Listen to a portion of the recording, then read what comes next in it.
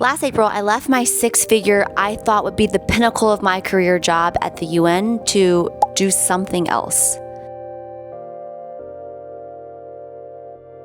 To put it very bluntly, this year has been very hard. I was 38, now 39, and my millennial game plan was always, if I only had that job, that title, was making that salary, then I would feel peace and I would be happy. But as it turns out, no amount of external validation can mask what your true desires are. The best rationale I had for why I wanted to leave is this quote by Charles Bukowski. This line: "Your life is your life. Don't let it be clubbed into dank submission." That was the word that got me. At the time, I don't think I could articulate it any better than that, but I could see the symptoms. I was really angry and my fuse was short. Things would happen at work that would send me into a tailspin, and my anger and impatience would spill into our home life. I started to dread Saturdays. They were the worst. After a long week of work, my nervous system could not regulate itself by Friday.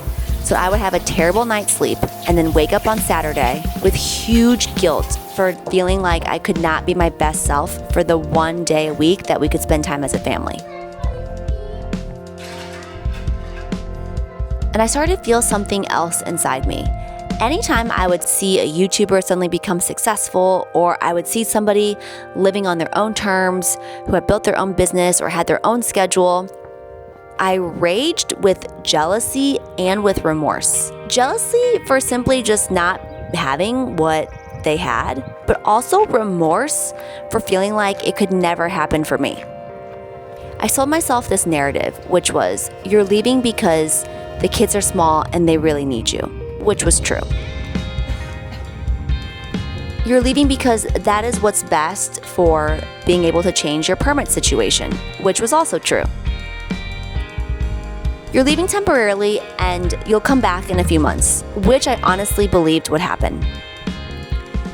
But the truth was, I tried so hard to label cleanly the reasons why I wanted to leave, to lay out a really good, strong argument for it, that I ignored the real reason why I was leaving. And I was leaving because your life is your life, and I didn't want mine to get clubbed into dank submission. I didn't want to feel like I was sprinting toward a finish line that I didn't want to be at anymore. And I didn't want to feel like I was in a room with the walls closing in all around me. So I put my notice in December 2024, and I dutifully performed my responsibilities until April of 2025. And then I turned my badge and computer in, and I rode off into the sunset. So I thought. When I first left, I told myself I was not going to put any pressure to figure things out. The idea was I would work with my husband on his business, and because the kids were about to start summer break, and we had just bought a house, we also needed to pack and move, my primary job was to be COO and shepherd the family through a very chaotic summer where we needed to move every 2 weeks until we could move into our new house. And all of the logistics of that situation, it kept me pretty busy. I didn't have a lot of time to reflect on my new normal, and I had a lot of distractions that kept me going. While the idea was that I would be working with Kyle, I found that I didn't actually have a lot of time to do that. Being with the kids all day was already a full-time job, and as much as I thought spending uninterrupted quality time with them was the one thing missing from my life, I couldn't find the joy in it when I finally had it. I still got easily frustrated. I was still angry and impatient. Instead of worrying about the emails I needed to send later, I started to worry about bigger existential questions. Would I and how would I make money again? Am I throwing away an opportunity that I will never see again? Am I really stepping away from a 15-year career and not coming back? Should I be applying for jobs as a hedge? I realized that quitting my job was not going to be the solution to all of my problems. I started this YouTube channel as a way to channel all of this internal angst and anxiousness I was feeling. I needed a reason to give myself some time away from the kids, to create a world that was my own, and a place to share what was actually going on with me where nobody knew me. From the start of the channel in July until December, I was a machine. I posted every single week. I did not let up. And at the same time, once the kids were back in school, I started working with Kyle. Every free moment in my life was either working on my videos working on the business with Kyle or taking my kids to the park. I gave myself a goal that I wanted to replace my income in 18 months, so I was chasing growth. I wanted to be successful at this whole YouTube thing, to be able to share a LinkedIn update that was like, hey suckers, I left and now I'm thriving. But what ended up happening was I replaced one channel of external validation for another. I lived or died by my weekly metrics. I spent endless hours on Claude working on hooks and openings. I was making progress, but I just felt like it wasn't happening fast enough. All around, I felt like I was watching old colleagues advance into new positions or other YouTubers blowing past me, and I was just staying in the same exact place. Sure, I was making videos every week, and some of them were landing with moderate success, but I couldn't see that. Nothing felt big enough, fast enough, good enough.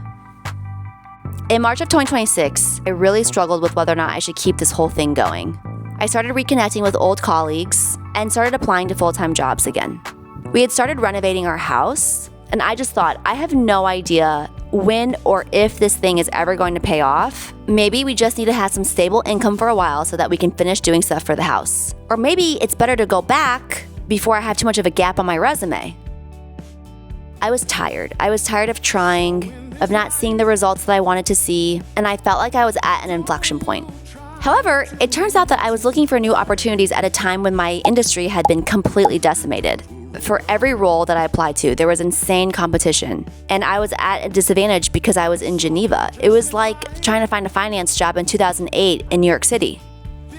I thought that when I left my job, that something would come and save me. I thought that I would get reconnected with somebody and a really cool job opportunity would come up and I would just get swept away in that. Or this whole YouTube thing would take off and I would never have to think about it again. It's been a year since I made my first post.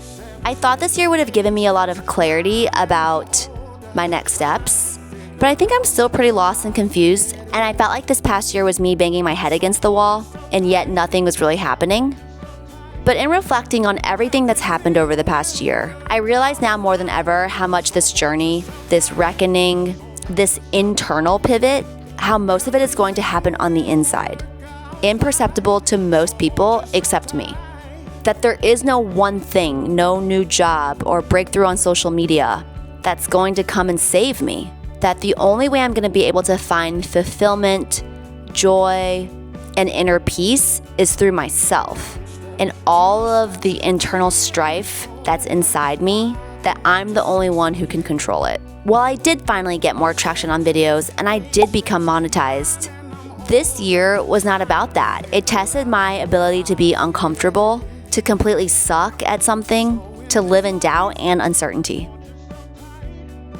I've realized that if nothing else, if I just keep going, keep building my tolerance to not have all the answers, or all of the results, or all of the best outcomes, well, maybe that's going to be enough.